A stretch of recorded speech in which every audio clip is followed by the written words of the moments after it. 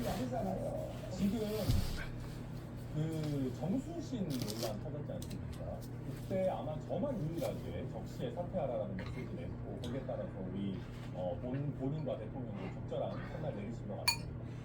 근데 이 정순신 논란과 관련해가지고 인사검증 실패의 책임이 김기현 후보 보시기에는 누구한테일까? 인사검증이 제대로 안 되는 게 맞습니다. 그 점에 대해서는 책임이 있다고 생각하는데 이 시스템에 문제가 있습니다. 실제로 본인이 고지하지 않으면 알 수 없는 영역들이 있기 때문에 그 시스템을 정비할 노력은 필요하다고 그 시스템을 정비해야 되는 노력을 가장 많이 기울여야 되는 데가 어디입니까? 그러니까 우리가 구체적인 얘기를 해야 돼요. 그냥 시스템 더 좋게 만들어야 된다는 거는 국회가 법을 고쳐줘야죠. 국회가 법을 고쳐줘야죠. 당연히요. 이게 강제 수사권이 없습니다. 검증 시스템 시스템에 강제 수사권을 주죠. 강제 수사권이 없습니다. 본인이 고지하지 않으면 동의하지 않으면 아무도 조사할 수 있는 권한이 없습니다. 그래서 국회를 안 해보셨으니까 잘 모르시다. 아니요, 그게 국회에서 많은 인사검증 강제 수사권까지 주면 사람들이 무서워가지고 인사검증 강제 수사권이 아니라 강제 수사권인데요. 아니 천하람은 국회를 안 해보셨으니까 모르는 거예요. 그다음에 국회에서 여야 사이에 이걸 강제 조사에서 권한 주자고 많은 논의를 했는데 결국 여야간이 짧게 보니까 마무리 부탁드리고요. 김기현 후보님, 아까 보니까 정광훈 목사도 조금 공허하시는데요. 예전에 김기현 후보께서 정광훈 목사를 보고 이사야와 같은 선지자다라는 얘기를 하셨던데 지금도 그 의견 변함없으십니까? 제가 옹호한 것이 아니고요. 그런 말에 대해서는 발끈하시면서 왜 가짜 뉴스를 가지고 그 의견이 누구일지 제가 말씀드리고 옹호했다는 이사야를 모시는 겁니까? 그 무렵에 2019년입니다. 방화문의 항쟁이 뜨겁게 올 8월 때인데요. 예, 그때 자유우파 시간 다 됐습니다.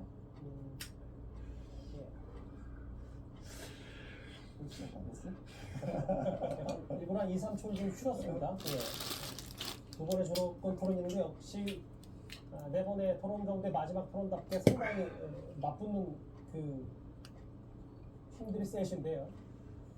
또 공교롭게도 바로 주도권 토론이 이번에 주도권 토론을 주인 건 바로 김기현 후보입니다. 바로 한번 시작을 해보겠습니다. 안철수밖에 좀 질문하는데 천천히 질문하겠습니다. 천천히 답변하시면 될 텐데요. 두 가지 질문인데 내용은 사실 같은 취지입니다. 안철수 후보께서 여러 가지 계획안을 말씀하시는데 대부분 말로 그친다 이런 평가들이 있습니다. 실제로 과학기술 정책이 중요하다고 강조하시는데 국회에서의 입법 실적을 보면 의구심이 생긴다는 겁니다. 19대, 20대, 21대 삼선 국회의원 하시는데 대표 발의한 법안이 27건이고요. 그 중에 과학기술 관련 법안은 하나도 없다고 하더라고요. 제가 다시 확인해보는데 실제로 그렇답니다. 국회 의정활동이라는 것은 입법 그리고 정책 이것이 큰 두 개의 흐름인데 2012년부터 있으니까 10년 넘게 과학기술 관련 입법 실정이 전혀 없다. 그러면서 과학기술을 전폭적으로 지지한다. 이게 조금 앞뒤가 안 맞는 것 아니냐 하는 걸 하고요. 그동안 또 전문성을 가지고 있는 분야, 과학기술 관련 분야 이런 데 과방이나 산자에서 활동하셨으면 좋으실 텐데 그렇게 하지 않고 복지 교문이 외통이 돼 가셨단 말이죠. 안랩 주식 백지 신탁하지 않기 위해서 한 것 아니냐 이런 논쟁들이 있습니다. 그래서 이제는 정말 과학기술 분야가 중요하다 하면 백지 신탁을 해서라도 과학기술 상임위 그게 활동하시고 또 관련 법안을 좀 내셨으면 좋겠다 하는 생각이 드는데 왜 그동안 그렇게 안 하시는지 모르겠습니다. 예, 충분히 설명할 기회를 이제 주실 거라고 믿고 말씀드리겠습니다. 우선 저는 상임위 활동에 우선 집중했습니다. 저는 1대, 2대, 3대 지금 과학기술 상임위를 잊지 않았습니다. 그래서 상임위 활동에 집중해서 했던 말씀드리고 오히려 제가 정말로 과학기술에 대해서 그 대통령직 인수위원장을 하면서 110대 국정과제 중에서 빠진 부분들을 꼼꼼히 점검해서 다 넣었습니다. 예를 들자면 102번에 사이버 안보에 대해서 시간이 걸렸거든요. 그런데 답변 안 하고 1번은 그렇습니다. 그러니까 그 다음 두 번째 설명드릴게요. 그러니까 두 번째 설명드릴게요. 그런데 제가 질문하면서 답변이 안 돼 있어서 법안도 안 내시고 상임위도 그 상임위 활동 안 하셨으면서 그게 중요하다 하시니까 앞뒤가 안 맞다는 말씀인데 제가 다음 질문 좀 드릴 텐데요. 이 이재명 대표에 대한 불체포특권, 저는 국회의 불체포특권이 폐지된다고 생각하는 사람입니다. 다만 그럼에도 불구하고 헌법 개정 사항이 있기 때문에 지금 당장은 안 되니 이걸 법률을 고쳐서 해결해야 된다 그렇게 생각하는데요. 지금 현행 법률 개정으로서는 가능하다고 봅니다. 형사소송법 바꿀법으로 고치면 국회의원 경우에 기소영장 실질심사위에 출석하는 것을 본인이 출석하고 그런 다음에 판사가 영장을 발부하겠다고 판단이 되면 국회에다가 발부할 때니까 동의해달라고 하는 절차가 있을 수가 있습니다. 판사가 기원을 해도 항상 절차 필요 없고 그래서 제가 이 국회의원에 대한 체포 과정에 있어서 동의하는 영장 실질심사하는 과정에 있어서 결정 동의가 필요 없고 영장 발부 후에 국회의원 소유의 동의가 필요하도록 법을 고치면 형체법권이 나중에 훨씬 나갈 수 있다 그런 생각이 듭니다. 그래서 제가 국회법이나 형사소송법 방법을 개정하는 법 제출할 수 있는데 제가 이 말씀을 왜 드리느냐 여당의 대표가 되면 무작정 야당이 장악한다 막 비판만 하는 것이 아니라 그걸 어떻게 지혜롭게 해결할지 전략적으로 판단을 해야 됩니다. 그래서 이런 것들을 대표가 된다 생각하기 때문에 만약 이거와 내용 같이 이 공부를 있을 수 있다. 저는 이미 여기에 대해서 발표한 바 있습니다. 아마 못 보신 모양인데 저는 정책에 대해서 벌써 3번에 걸쳐서 발표를 했습니다. 공무받으면 이거든요. 이거 국민의 당연하죠. 감사합니다. 그리고 그 다음에 아까 두 번째 국민한테 것에 대한 답변은 발표 시간 주셨으니까 하나 더 질문할 텐데요. 코픽스라고 이게 뭐냐면 은행연합회가 자신들 자금 조달 금리를 자기들이 결정하는 겁니다. 자신들이 대출금리가 굉장히 지금 높다는 것 때문에 국민들이 엄청나게 고통을 겪고 있고 고금리로 이자 수익이라도 자기들 전단식입니다. 국민들 빚잔치에 대해서 우리가 이렇게 얘기하지 않습니까? 이런 상황에서 그동안 런던 연합회가 했던 런던 은행연합회가 했던 리버금리라고 있는데요. 이 국제적으로 통용된 리버금리도 알고 보니까 내부 조작을 해가지고 런던 은행연합회가 여기서 큰 수익을 내도록 외국인이 담화를 했다. 이것이 발각이 되어가지고 이것이 벌금 2조 2천억을 부과를 받았거든요. 그래서 나라가 그 고치를 하고 있습니다. 그런데 우리는 그 제도를 고치려는 노력을 전혀 안 합니다. 그래서 제 생각으로는 더 이상 고양이에게 선생을 맡길 수는 없다라는 차원에서 은행연합회가 자체적으로 조달 금리를 평가하는 코픽스 제도를 이제는 방해해 놓을 것이 아니라 이것을 공공기관이 참여해서 검증하는 시스템을 만들고 그리고 그것을 외부에 고시하도록 하는 것이 좋겠다 이런 생각이 드는데 의견이 어떠세요? 그것도 역시 제가 이미 이야기해놓은 내용입니다. 코픽스에 대해서 그렇게 하는데 네, 그리고 또 시간 발표 주시겠다고 하셨으니까 아까 답변 못한 백지 신탁에 대해서는 저는 정치를 시작하면서 백지 신탁 하기로 저는 마음을 굳혔습니다. 1년짜리 서울시장 나갔을 때 그때 백지 신탁 해야 되거든요. 근데 저는 거기 나갔습니다. 그러니까 저는 백지 신탁하고 아무런 상관이 없다 그렇게 말씀드립니다. 알겠는데 과방에 가시지 않으시고 산자에 가지도 않으시고 과학기술까지 이권 하나도 안 내셨으면 과학기술 중요하다고 하니까 앞뒤가 안 맞다는 말씀이고 제가 오히려 제가 중요하다고 생각하는 제가 잘 모르는 분야를 집중해서 한 겁니다. 네. 이제 주시죠. 네. 그 노동개혁 관련해서 물어보려는데요.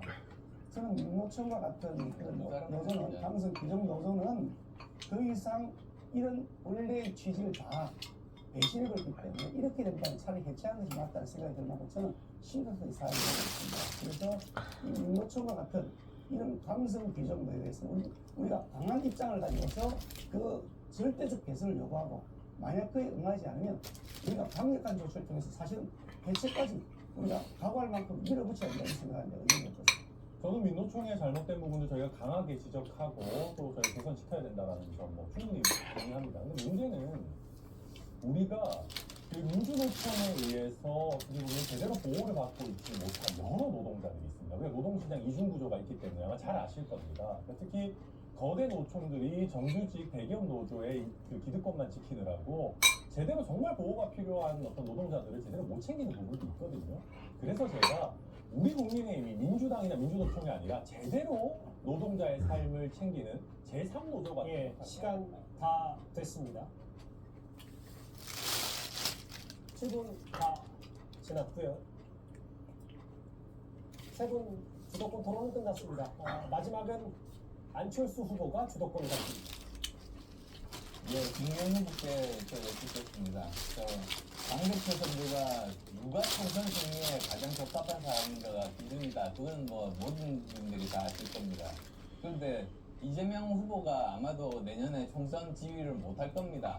아마도 혁신적이고 도덕적인 그런 비대위원장이 이 총선을 치를 텐데요. 근데 저는 불안한 게 한 가지 있습니다. 사실 아시겠습니다만 지난번 선거 때 우리가 관악갑이나 부천소사 이런 지역구 후보들이 연이어서 부적절한 발언 막말해서 민주당에 큰 타격을 준 적이 있는데 기억하시죠? 그것도 타격 중 하나였어요. 그래서 30석까지 날아갔던 그런 분석도 있습니다. 근데 전당대회 기간 동안에만 해도 사실 김기현 후보께서 총선을 지휘하시겠다고 해놓고 여러 가지 부적절한 발언들이 한 것이 한두 개가 아닙니다. 제가 몇 개만 말씀드리면 우선 첫 번째는 제가 당선되면 윤 대통령이 탄핵될 수 있다 이렇게 말씀하셨어요. 근데 탄핵은 탄핵 사유가 있어야 됩니다. 근데 마치 대통령께 탄핵 사유가 있는 것처럼 말씀을 하셨고요. 그리고 또 대통령과 공천 상의하겠다고 하셨습니다. 전직 대통령이 이 문제 때문에 징역 2년 선고받은 일이 있는데도 이런 말을 그런 것들을 의식하지 못하고 이렇게 말씀을 하신 것 같고요. 그 다음에 또 하나는 정치인이 부패해도 공천을 받지만 음주운전이 안 된다는 건 말이 안 된다. 저는 이거는 중도층들이 도저히 납득할 수 없는 이런 말씀을 하셨다고 봅니다. 그래서 이렇게 위험한 발언을 이 짧은 시간에 여러 개를 쏟아내셨는데 도대체 어떻게 1년이 남은 총선을 지휘를 하시겠다는 건지 한번 의견 듣고 싶습니다. 우리 안철수 후보는 어떻게 거짓말을 그렇게 새빨간 거짓말을 해대세요? 제가 언제 음주운전을 해도 괜찮다 그랬습니까? 더 심각한 범죄가 성범죄라고 했죠. 음주운전해도 공천 준다. 제가 언제 그랬습니까? 어디 그 새빨간 거짓말 하세요? 또 대통령 아니 제가 30시간 주세요. 제가 말하는 어디를 정확하게 보세요. 어떻게 거짓말 그렇게 하세요? 제가 언제 대통령과 공천을 상의한다 그랬습니까? 의견을 듣겠다 그랬죠. 왜 그렇게 새빨간 거짓말 하세요? 제가 또 안철수 후보가 대표가 되면 대통령이 탄핵될 수 있다. 제가 언제 그렇게 말을 했어요? 제가 과거에 미래 권력과 현재 권력이 부딪혔을 때 우리가 탄핵을 겪었던 아픔이 있습니다. 그 아픔을 다시는 되새기지 않아야 되기 때문에 당이 안정돼야 된다. 라고 말씀드린 분이신데 그걸 제가 했던 말을 완전히 거짓말을 새빨간 거짓말을 방금 그랬죠.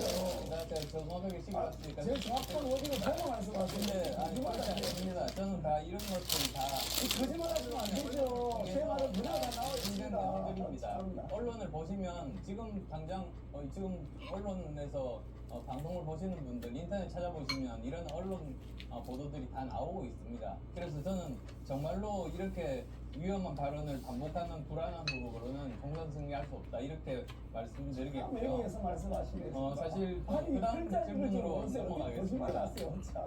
김 후보께서 일요일날 도봉구 당협에서 그때 저도 갔습니다. 근데 이런 말씀을 하셨어요. 축구 감독이 선수 포지션만 정하고 지휘하는 게 감독이다. 그렇게 말씀하셨죠? 감독 지휘해줘 편집을. 예. 근데 제가 히딩크 예를 한번 들어보고 싶습니다. 사실 히딩크 감독이 우리 대표팀을 월드컵 4강에 올렸습니다. 근데 저는 그 이유를 두 가지라고 생각합니다. 우선 첫 번째로는 축구협회 눈치를 안 보고 정말 선수가 실력이 있는가 그 실력만 보고 실력대로 이렇게 뽑았기 때문에 우리가 4강이 가능했다 이렇게 생각을 하고요. 그 다음 또 두 번째로는 히딩크 감독이 네덜란드를 월드컵 4강까지 올렸던 그런 큰 무대 경험이 있습니다. 그래서 이러한 경험이 바탕이 돼서 결국은 이 두 가지가 합쳐서 우리가 4강까지 갔다 이렇게 생각을 하고 있는데 제가 보기에는 김기현 후보는 대통령과 공천 상의하겠다고 말씀하셨고 그 다음에 그렇게 안 했다는 총선 지휘 경험도 없으시지 않습니까? 총선 지휘 경험 있으신 분은 저하고 여기 황교안 전 대표님이 유일합니다. 그래서 저는 매우 우려스럽다는 그런 말씀드리고 싶은데 30초 정도 드릴게요. 이 안철수 후보께서는 2014년에 광주시장 측근 밀실공천해가지고 지금 답이 아닌데 아니 제가 말씀드리잖아요.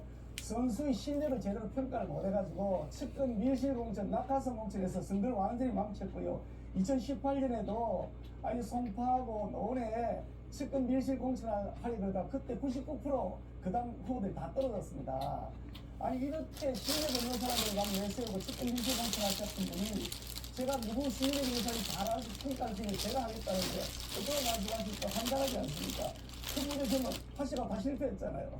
뭐 수업권이 가장 경쟁력 있을 사람이 있었는데 수도권에서 보니까 두 명밖에 당선 안 됐더만. 상임 이래 최대의 크기의 정당을 만든 사람입니다. 그런 사람 보고 이런 말씀하시면 안 되죠. 그 수도권에서 두 명밖에 안 다음으로 됐고 넘어가겠습니다. 그당 망한데 4년밖에 안 됐어. 그당 4년 만에 망했잖아요. 제가 다른 분께 천하람 후보께 천하람 후보가 아니라 황교안 대표 전 대표께 질문 드리고자 합니다. 예. 예, 저 황교안 대표님이 국무총리 2년 정도 하셨죠. 근데 2016년에 하신 말씀이 기억이 나요. 공직자의 도덕성은 국민 신뢰의 가장 기본적인 전제 조건이다. 저는 그 말이 정말 솔직하게 정말로 인상이 깊었습니다. 근데 지금도 같은 생각하고 계십니까? 네, 물론입니다. 예, 공정함이 우리 신뢰의 기반이라고 생각합니다. 예, 저는 그 공직자